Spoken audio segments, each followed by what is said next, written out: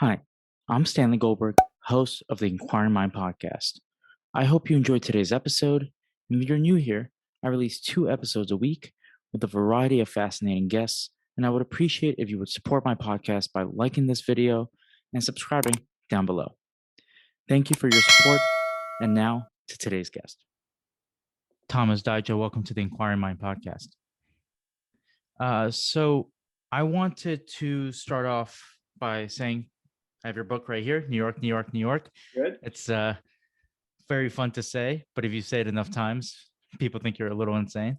But it was a really good book. As a fellow New Yorker, I enjoyed it a whole lot. It was actually gifted to me by one of my good friends, and good friend, very good friend. Yeah, I'm seeing him today, so I'm going to let him know that it was a great gift. Good. Before we get into the book, can you tell the audience how you first got interested in the topic? Why did you decide to write the book? Sure. I mean, I've lived in New York since 1980. I came to New York for college, and I've lived on the Upper West Side most of that time. And I had just finished a book about Chicago, kind of about post-war Chicago from 1945 to 1960, kind of how much of modern America was really things that came out of Chicago during that period. And I kind of looked up around me at New York and a place that we used to go to in the neighborhood, Big Nick's Burger Place. I don't know if you remember it.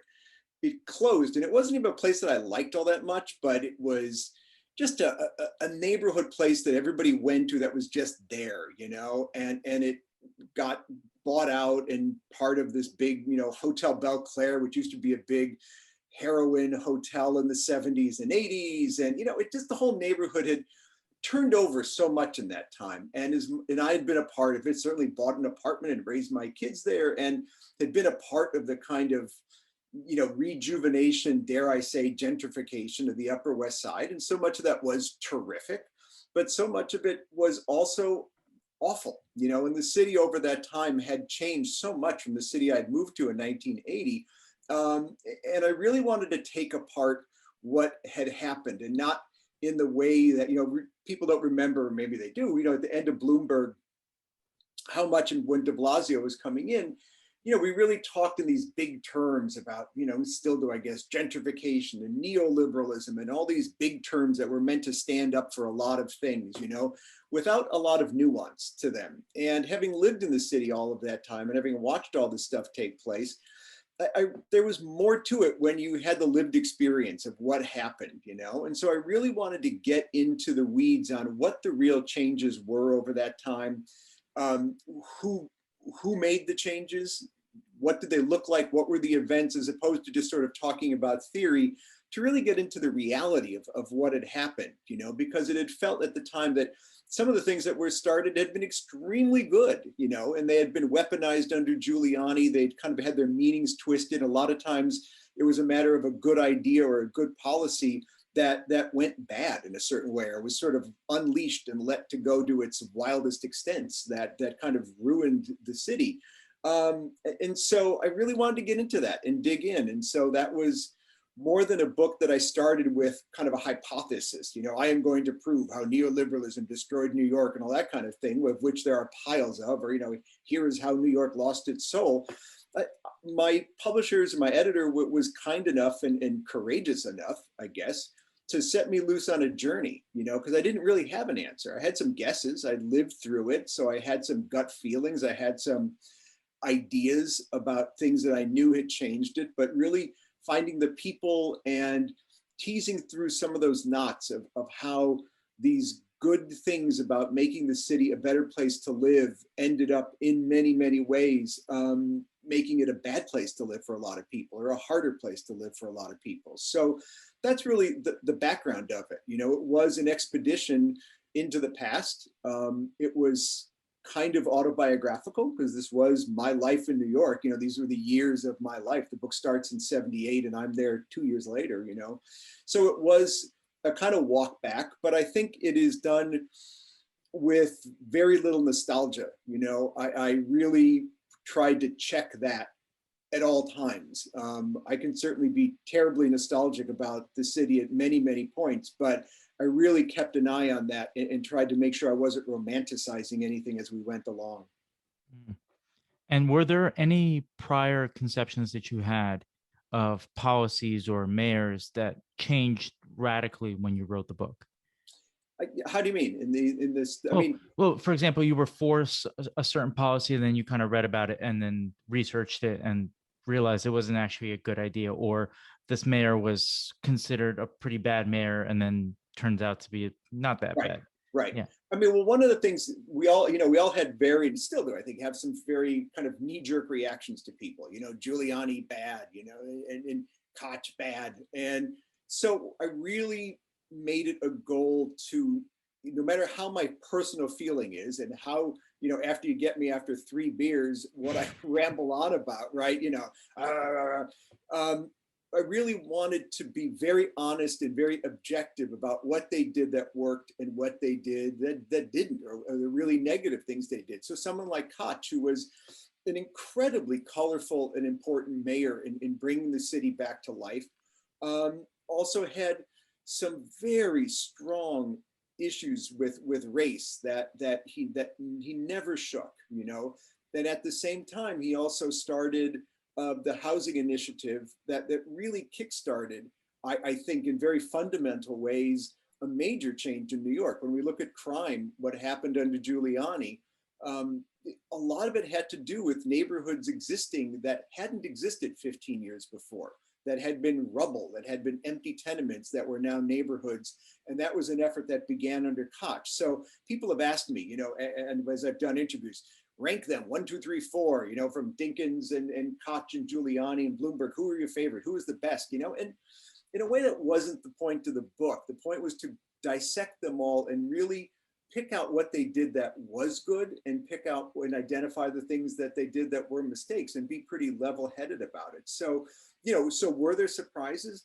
There were surprises with all of them. It was interesting to look at Koch and see kind of what an enigma he was, how he could be so right in some ways and so wrong in others, and often on the same topic. I mean, you look at homosexuality and AIDS, he is Greenwich Village's congressman. He's very much an advocate for gay rights. It's one of the first things he passes when he's mayor.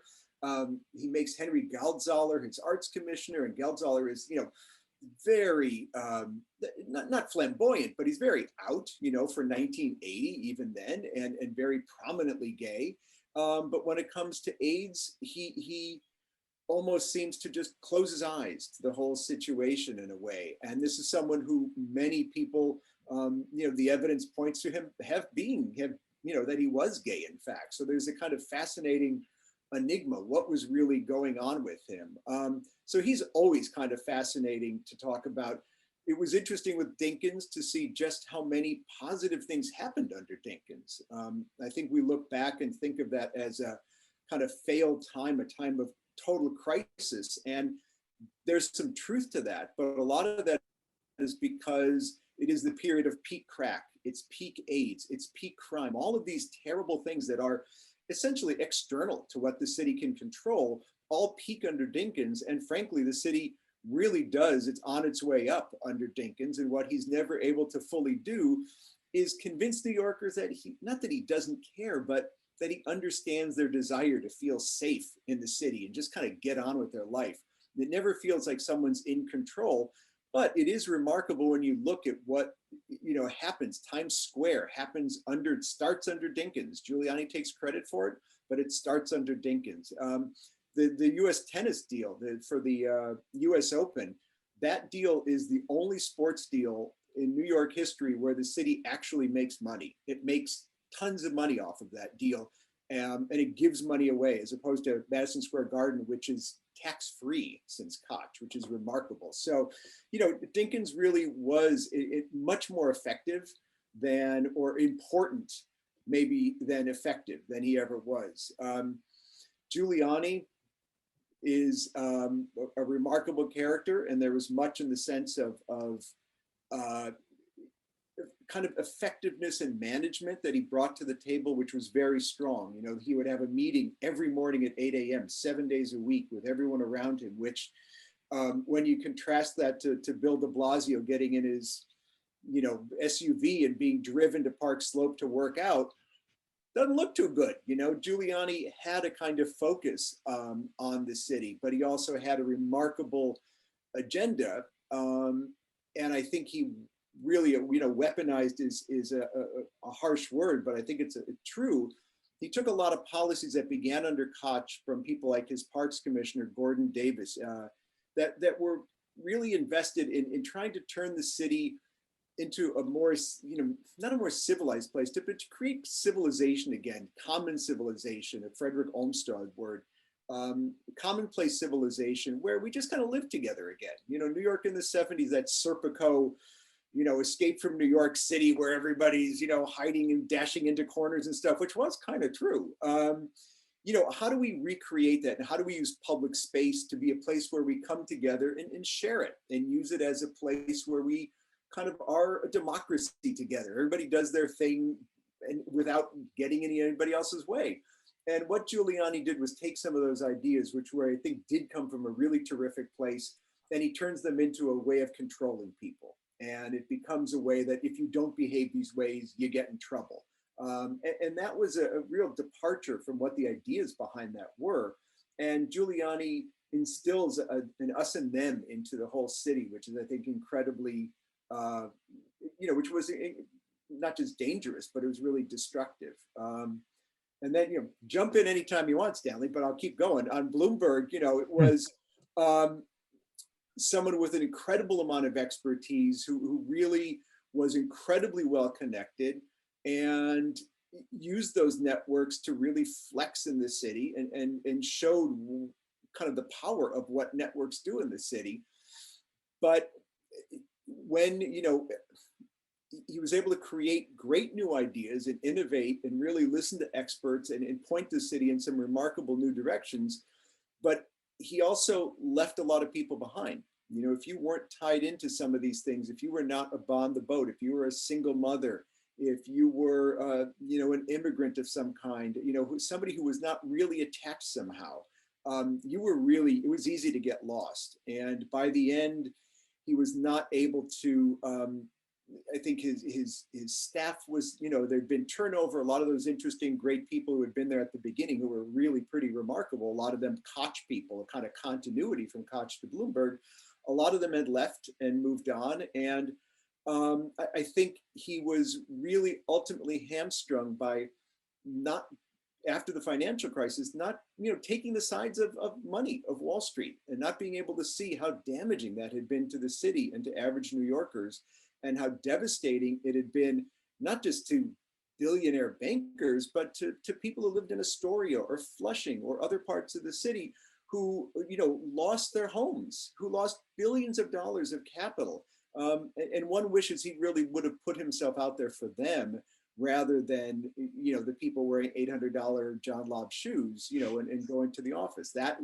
Those were the people who his sympathies were for, and that was a shame, because I think he did accomplish a lot. So there is the 10-minute run through all the mayors in a short form. But again, I don't want to. All of them did actually some interesting, important things. Even Giuliani, who is not my favorite guy.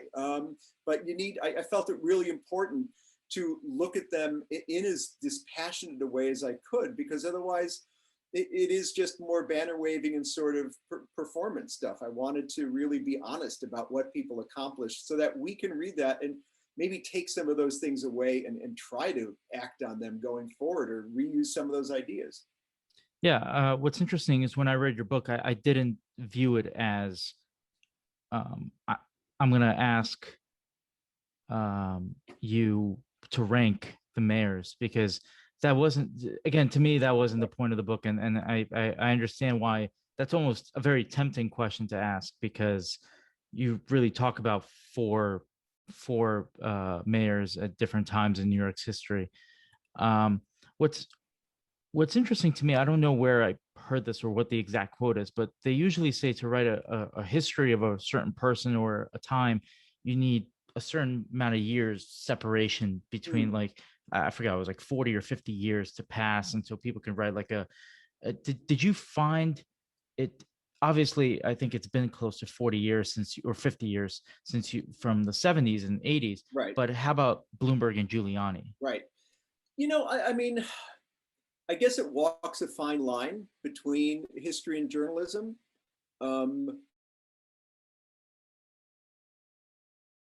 the longest, best Rolling Stone article they ever read, which I took as a plus. It was sort of, it it's a first draft of history of this period. I think the value of writing close to the time for me is that I was able, or at least I tried to capture some of those lived elements that are able to convey the experience of the time a little bit more. And I came from a fiction writing background, and so for me, there were always books that were based to some degree in history or another, and so it was always important to me to use detail and to use just things from newspapers, whatever, really dig up these kind of little details and create scenes that way. That's kind of how I created the history in a fictional world, is to use these elements. And so in writing nonfiction, and certainly this New York book, it was important to me to be able to be as kind of contemporaneous as possible. And some of that stuff really falls through the cracks, and it's harder to, and every day that goes by, the way we curate our past now, it is a lot harder to keep together. When you research now, if you don't use, say, like the Times machine on the New York Times, where you can get a full page thing, you can look at the full page of the newspaper there, but at a certain point you can't do it. And so for me, researching a period is about not just the article, but the ads, what the other stories are, what else is going on, in a word, the context. And so now when you search the Times, after a certain point, you get the article, yay, that's great, but the context around it is shot. I relied a lot on New York Magazine for one, a few reasons, but one is that the whole run of the magazine is online. So I read the entire run from like 1978 until now, which was kind of fascinating walk through history there. But it's great to see what the ads are, what people are wearing, here's an article about style, and out go these shelves and in come these things. You know what I mean? I remember living through all that, but seeing it happen in front of you in a way in the magazine, and with the context of all that was just really important and useful, in really trying to create what's going on. And I think if you just look back, it gets harder to do that, so I wanted to do it while there was still a little heat on the seat. Could really bring it before I started to forget all those things, as I forget words because I am getting old. So, I think that, yeah, I think that's, I don't think, the reason why one does that, and there is a valid point for that, and some of that is the Koch years were better archived. So when like Bloomberg papers or something that are very hard to get to, Giuliani's papers locked away, So in that sense, you need time in order to go back to that. So the Koch years were very, very well documented. There's an oral history project at Columbia, which is exhaustive. There are a couple deep wells of his papers to archive. So that was very much there. And history does rely on being able to go back to those first kind of, the primary source things. So in that way, you're exactly right. I did not get to dig around in memos and had to rely on talking to people for more recent administrations. So I would agree to that sense, but I also have no pretense or imagination that this is the last book that's going to be written about New York during this time, because it also certainly wasn't the first. So. Right. Maybe a little bit of a compliment, but you could see the fact that you're a fiction writer in the way you write, because a lot of the times, I mentioned this to a few authors in the past that I've had on the show, where you could see that they were fiction writers in the past because the book is alive, and it's not just facts and times and that's it, but there are details that are very easy to miss if you're just looking for the facts. And I think the details enhance the story rather than take away from the story, which is maybe a short compliment I'll pay you. But No, I'll take it. Listen, there are people, Tom Wolfe and Michael Lewis at times was very inspiring when I was writing about money things and economics, which was a matter of me like really working through that and learning it and trying to present it. And even historians like Lytton Strachey, who were marvelous, magical writers who could just draw things in with a line and create a person. And so, yeah, I mean, if you're not trying to do that, you're missing half of the job, I think. I felt that was my responsibility to write well. yeah, when you were writing the book, you mentioned earlier that everyone can be caught nostalgic, but did you really feel like New York uh, got worse? I don't know if we can say it in such simple terms, but did it get worse? Did it get better? Did it get was it You just know, really different? it was so much more wide open.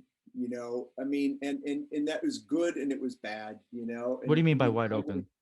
Sorry. well, have you ever seen After Hours, the movie After Hours? Highly recommend. Martin Scorsese film, Griffin Dunn. It's like in Hmm. 1982, and he goes down to Soho because he thinks there's some girl he ran into and he thinks he might get lucky, and he kind of goes down to meet her at her loft, and it ends up being this insane, dangerous, crazy night lost in Soho, which an idea now like getting lost in Soho is kind of risible, right? But at the time, it was still something of a frontier almost, and it's just full of these empty streets. It almost looked like COVID New York. I mean, that was those empty streets that you saw.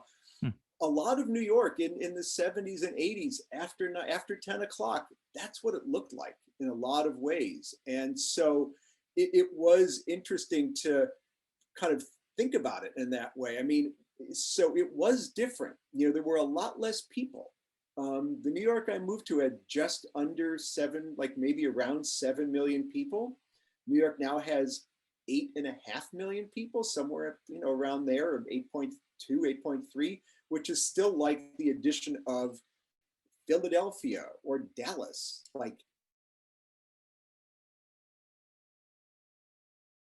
those kinds of lonely romantic moments with rainy streets and the steam coming up. I mean, those aren't as common as they were then. And so the city was darker.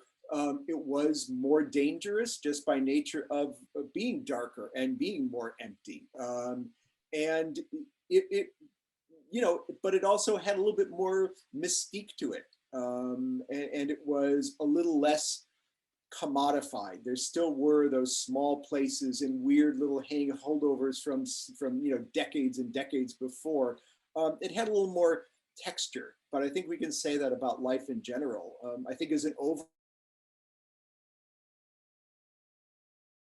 thing from it being an analog place, a place that was very focused on words, to being a place that is a kind of digital place that is much more focused on numbers. And that is something that creeps through the city and through the book in a lot of different ways. But I think it expresses a lot of that end of that romance. But when people like me talk about that, you really do have to factor in that I was 18 when I moved here, and it was great. And a pack of cigarettes was 50 cents, and it was legal to drink, so it was a fun place.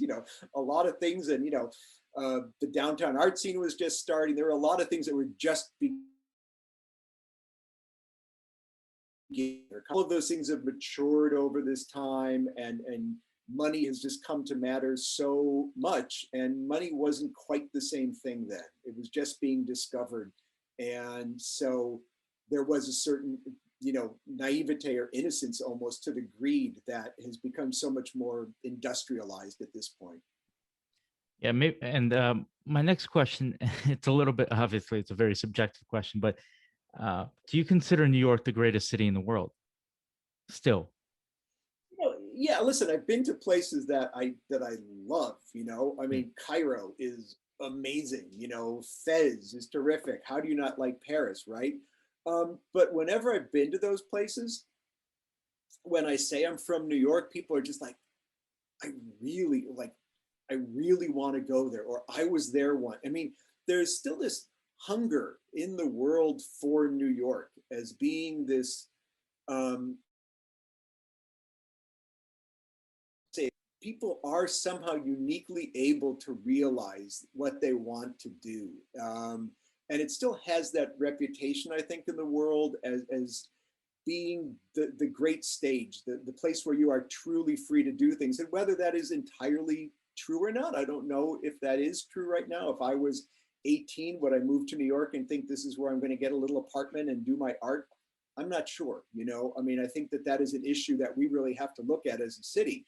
Do we need more performance sheds and amazing arts places, or do we need housing for young artists? I'd go with the housing for the young artists if we want to stay the greatest city in the world. But I still think there's a magic to New York, that a great day in New York, there is nothing like it. And it's been kind of echoed to me by people from around the world. So I think it still is. Yeah,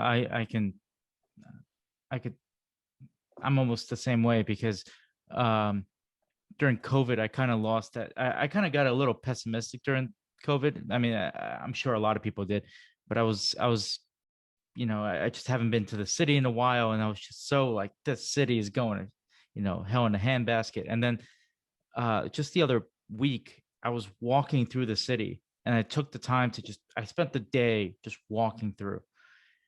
And I'm like, God, I can't leave this place. This place is too, like, there's a magic to it that I can't even explain. And whenever people ask me to describe New York, I can't, because there's so many dimensions to the city. If you just take a walk down in Manhattan from like lower Manhattan to, to whatever, to Midtown, the changes you'll see in the architecture and the people, the food, the culture, everything is just so different from place to place, from block to block. And that's really unlike any place I've ever been. I'm not as well traveled, but when I went to Paris, I loved Paris, but it didn't have that. You go from place to place, and it's like you're going back in time, and then you're going, and you're transported to a different, neighborhood that's completely like new and up and coming. So I'll second that. But I have a lot of concerns about New York currently, but one of the concerns I have is the fact that we built these giant glass monolithic towers that are inhabited mostly by people. In some ways, to me, they're faceless. They're faceless people that I've never seen and have never met, and I don't think I'll ever meet. Well, because they have shell companies, they have LLCs who have bought the places. I mean, they are literally faceless in that way. Right, and to me, that's sad, especially considering the fact that we talk a lot in New York City about affordable housing. More people have to have access to cheaper apartments. Is there? I'm open to having my mind changed, but is there any good to these kind of people living in New York City? Obviously, I can't ban them from New York City. Yeah, no. I mean, you can tax them. You can make it. There are things to do to make this a lot less, positive for people who invest in them, for developers. I mean, the way they amass those land rights, to me, is the kind of real estate version of gerrymandering. We've all seen those gerrymandered maps of districts where they all are, little bits here, and that's a district, and the way that those air rights are constructed are often not. There's the building went up on the Upper West Side recently, constructed, air rights bought out of little slivers, kind of pasted together and piled on top of each other to create, 80 stories of a building. And I honestly don't feel at this point that they add a lot. There's that argument about density, that cities need density. This isn't the kind of density I think we're talking about. I mean, this is just density of money fundamentally. At a certain point, the city made a reasonable decision under Koch that it needed to really assess what it had and to manage its resources and really think about husbanding all the property of New York and making the best use of it in order to bring in tax revenue. And this is a city, we're talking about the mid 80s. So 5 years before, the city had been on the cusp, still just hanging on from bankruptcy. So there was a reasonable motivation, and I think a wise one for the administration to say, we really should know what we have and try to max out money. Let's make sure we get as much money as we can, because now here's this unprecedented real estate market. People are making crazy money. The city should be profiting from this and using these tax dollars. And so that made sense. I think, it was a wise decision in a certain way to kind of accept that and learn from it and help the city that way. But I think over time, every administration got addicted to this idea of tax revenue. And you pretty much can make an excuse or make an argument for anything by saying it brings in tax revenue, and it was, I think, neon sign was the koch when they put out the RFP, the request for proposals for Columbus Circle, the first time when it was developed on 59th Street. And the first thing that they asked for, like, what will we judge these proposals on? And the first thing was money. How much money will it be? How much money will you put in?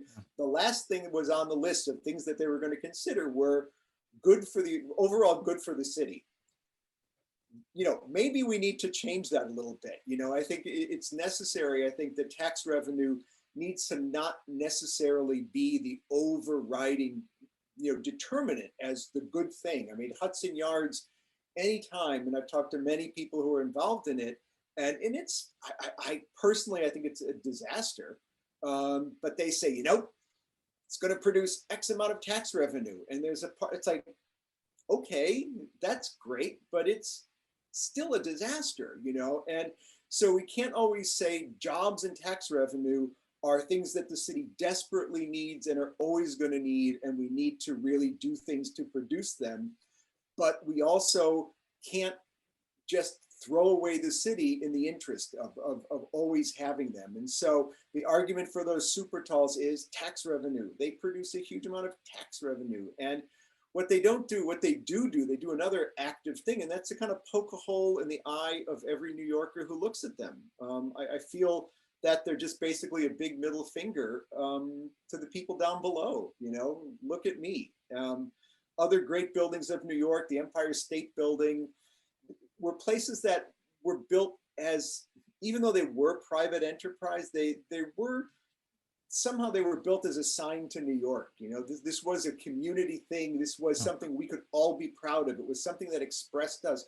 Even the World Trade Center, which was always a kind of weird place, before 9/11, it was, no one ever really loved the Twin Towers, but they still had their own kind of goofy greatness to them. Oh, we got two of these things, and you just bumped into it a lot, but you still kind of, all right, but it was still a place that belonged to the city. It had an identity for who we were.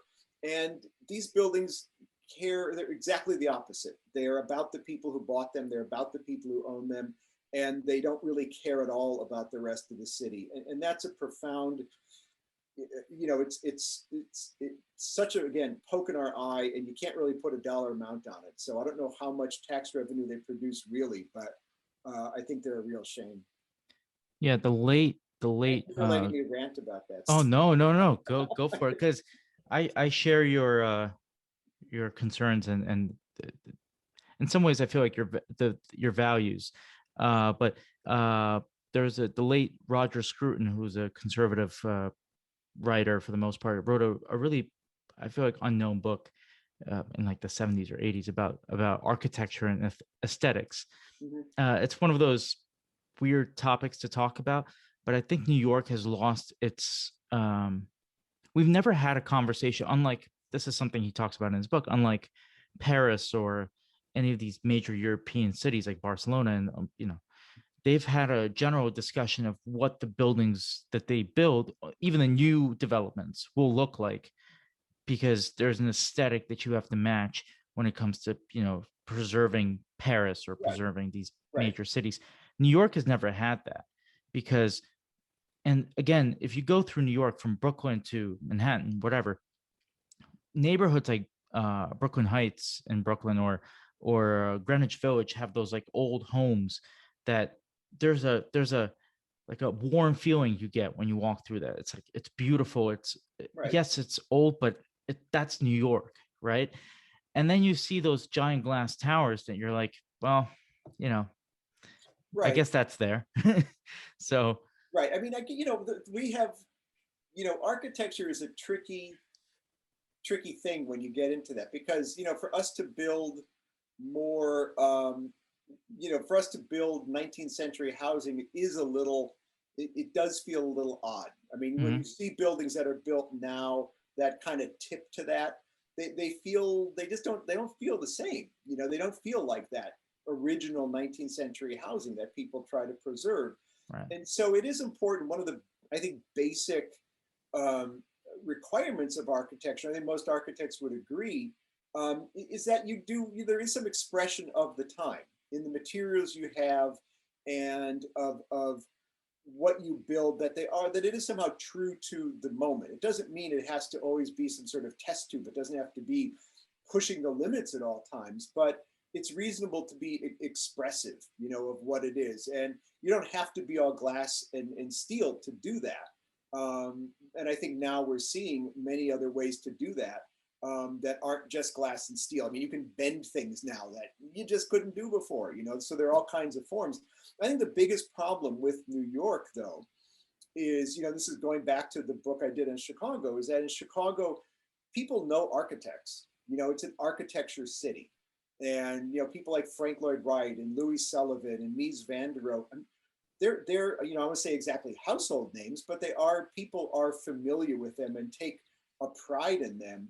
And so architecture is really valued, commented on, discussed in a way that is rarely is in New York, because the stars of New York in building are the developers. Mhm, That's who people are interested in. And so it's only been in the last kind of post 9/11 that you got kind of the starchitects, the Richard Meyer and all these famous architects coming in to design buildings and kind of stamp their name on them. Before that, it was really about developers. And at the end of the day, it still kind of is about developers, because so much wealth comes out of real estate in New York. So the people making the money out of it are the ones who are the most interesting to people.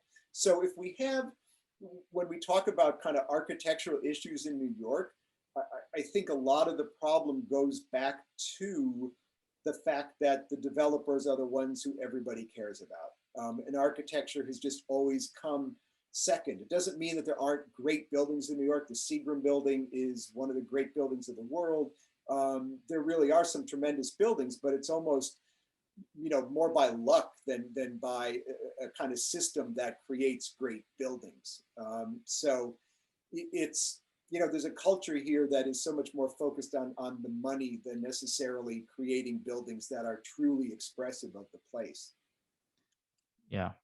I and that kind of brings me to, there's a point you made in the epilogue which I really really liked, and it was a message that you sent to people obviously reading your book, and it's, quote, real life networks. You have to build real Yeah, life networks, and that includes shopping locally and joining community boards, PTAs, whatever, getting whatever. Yeah. involved in the neighborhood. Do you see that as a way to reclaim like New York City for the average person, or is it just um, a way for us, for New Yorkers to feel like they're one of a community of people? Well, I mean, I think all of the above. Yeah. I mean, I think it is important. One of the people have always asked me, like, not always asked me, but a few times, what really surprised you? And to be honest, not a lot surprised me in this book. But if there was something that I found really gratifying that I guess I hadn't expected as much, um, one of the things that was frustrating to me when I started it was that sense of passivity. Oh, all this stuff has been done to us. All these things were done to New York. And I wanted to see whether that was really true. And I wanted to pull up stories of people and organizations who really took things in their own hands. So, the Nehemiah homes in Brooklyn, Larry Kramer, there's all kinds of just examples in the books of where people said, I need to change something. I need to do something about this. And they did it. And it actually did matter.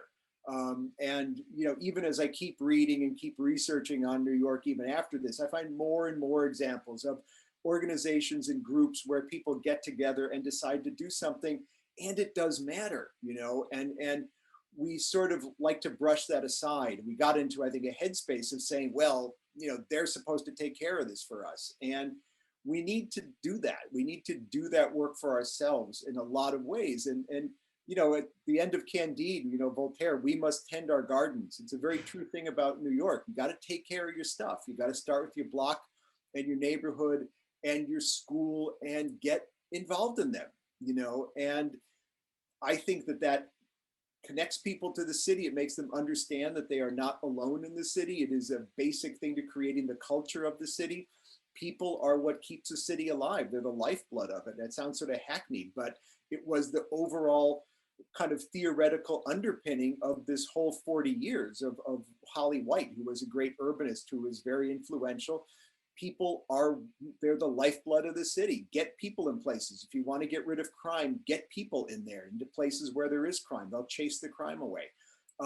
People are really important, and how we connect to them is how we get around, how we change things with inequity, how we change things with how we live with housing.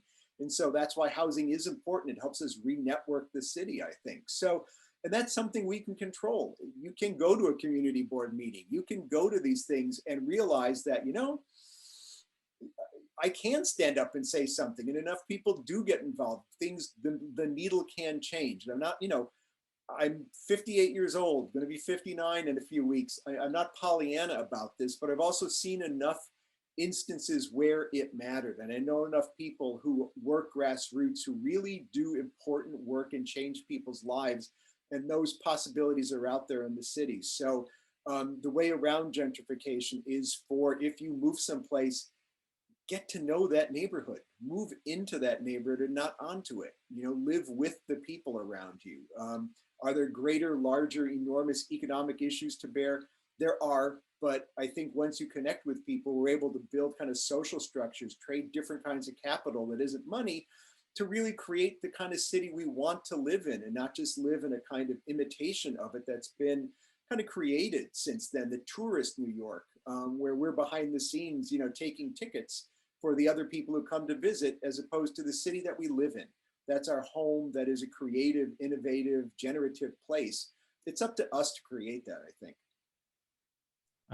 That was beautifully put. I'm gonna clip that. And um, but one of the things you highlight is the importance of the arts. And what was interesting to me is the community gardens. I think that was one of the points you made.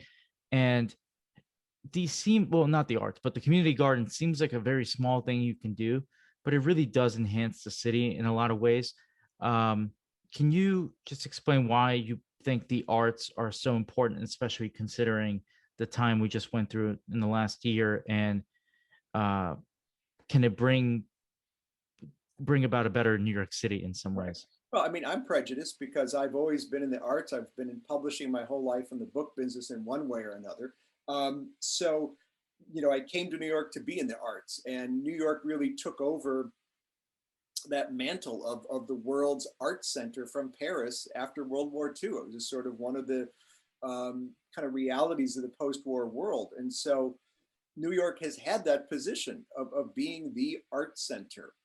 It is one of the most important aspects of the city that we can't let go away. But we focus so much on it being the ultimate marketplace for the arts, the place where the big galleries are, the place of the big museums, the place of the big Broadway plays, that we can really lose sight of those great, the struggling artists, the Lower East Side, those people who write the plays, the young dancers, the people who really are the lifeblood of an artistic community.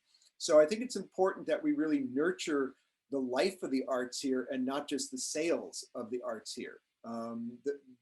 You don't just want to be the first dibs, of the planet. We need to be the place where we grow art and where we create art.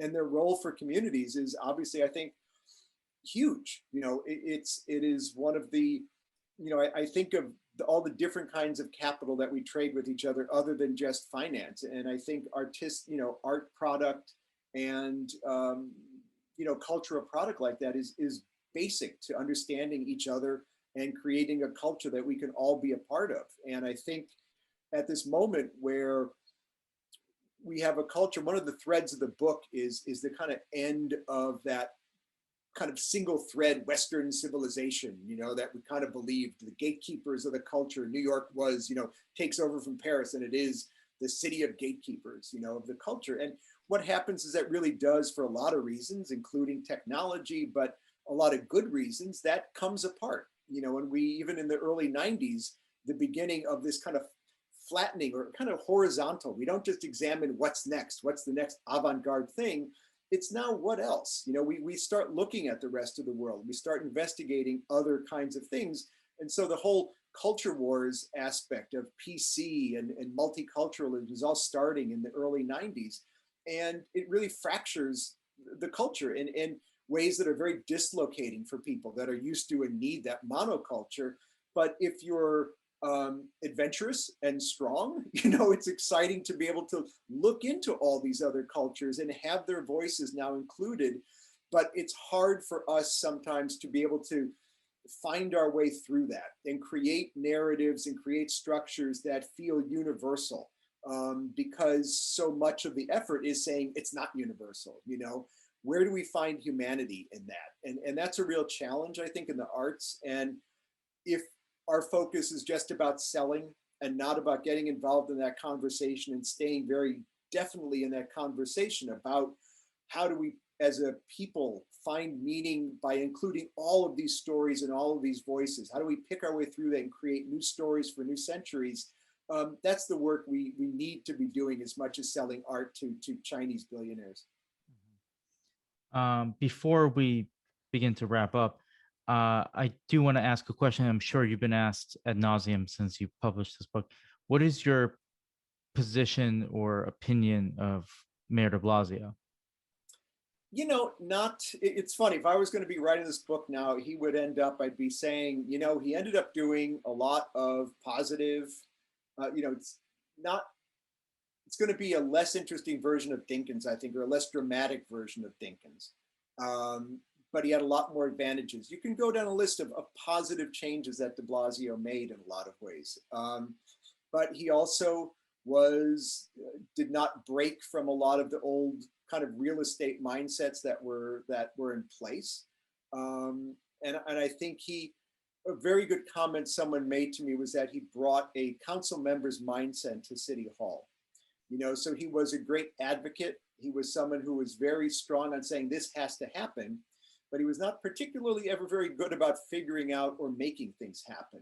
And there was, I would say, a leadership void under him. He was given an amazing advantage by being handed a massive budget from Bloomberg, where he didn't really have to think about money.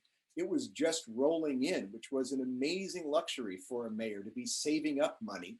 And I just remember thinking, he is the luckiest mayor in history because he really hasn't had to worry about any of that. But we really should worry in case anything bad ever truly happens. This guy's going to be bad news. And sadly, that's what happened. I mean, he kind of realized my worst fears of him is that when things got bad, he was, I guess I think of feckless, it's always somebody else's fault. There's always some other thing going on. And, great leaders take the spear. Great leaders get up there and say, I should have done this. I should have done that. And he is not good at that. He's really not good at that. So it will be, the next few weeks will be very, very interesting for us. Yeah. So to wrap up, I ask the same question of all my guests at the end, and I'm going to ask them together, and you can answer in whatever order you please. The first question is, what gives you hope for the future? If hopefully you have hope. Some people don't. And the second question is, what are 5 books, fiction or nonfiction, that you would recommend to people? Okay, that one's hard. The hope one, that is, of course I do. I have 2 kids. There's a great Zen story about this guy walking through the woods and out springs a tiger. You go, oh my God, he starts running, he's running through the woods, looks behind him, tiger's still there, jumps over a river, tiger's still there, comes to the end, jumps over this cliff, tiger's there, he jumps down, he grabs onto this branch, and like he's hanging onto this branch, the tiger's up there and it's growling at him, and there's this big strawberry hanging in front of him, and he takes a bite of the strawberry and he says, that's a good strawberry. And I mean, that's sort of where I am. I mean, you just have to live where things are and appreciate them and live for the moment in that sense. Yeah. So I have to have hope, because what else do I have? Now, books.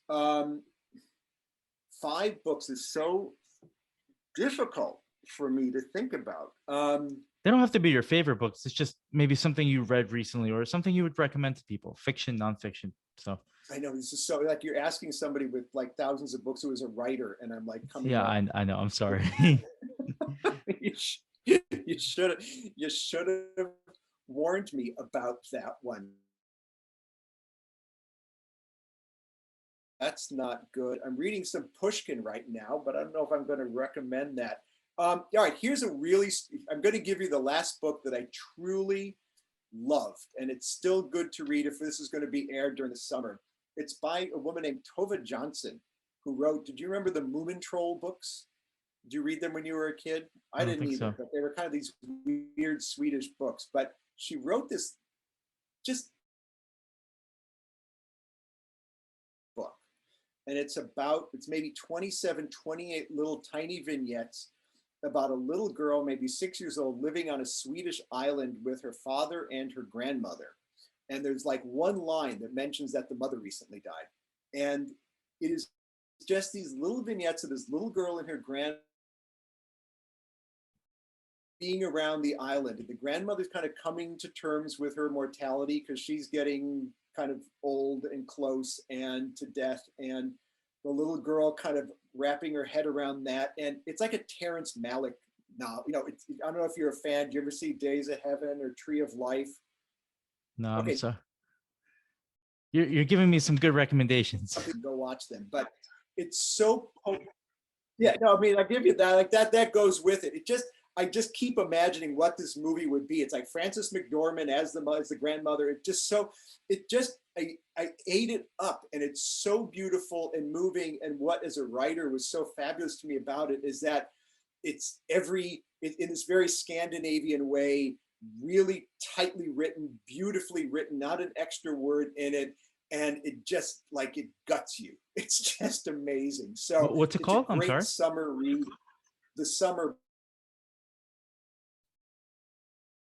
They have that line of reprints. New York Review of Books does a whole line of books, and it's just called The Summer Book. And I loved it. I'm pulling that out of my ear. I wish you would have given me some time. I could have given you like big, heavy, exciting, good tomes. If you're reading commercial stuff, a book by my friend Laura Dave, that's like New York Times #1 bestseller. You could read that, but that's for the beach.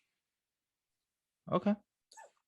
I know it's all this heady stuff, and I'm giving you completely out of left field.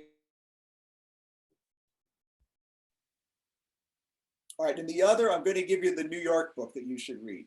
Now that I'm thinking finally, and I think it was really important for me in writing this book, is a book called Gay New York by George Chauncey. And it's a history of gay New York from like the 1850s through, through the 20th century. And it's really remarkably fascinating. As all great history is, it enlivens things. It makes you look at the city in a whole way. It's a whole other kind of map of New York. And it's just remarkable. It's a brilliant, brilliant, brilliant book that anybody who's interested in New York, it's worth reading, just as understanding how important gay culture is to New York and always has been. It was a port city, and it's something that's kind of integral to what New York is. I think it's basic to understanding New York. And when we talk about things that got washed out of the city and how it changed, that when I moved here, even I'm not gay, but I worked in the arts, like it was a basic part. And AIDS was such a devastating moment and era, and took that to some degree out of the city. And that kind of cleaning up of the city had this whole undertone of cleaning that out of the city. Yeah. Other kind of Giuliani aspect of what was cleaned out of the city. And it's a fascinating book just to see remember how important gay life is to New York. Amazing. Thomas, Dyja, I appreciate you coming on to the podcast and speaking with me. New York, Thanks for New having York, me. New York. Take care.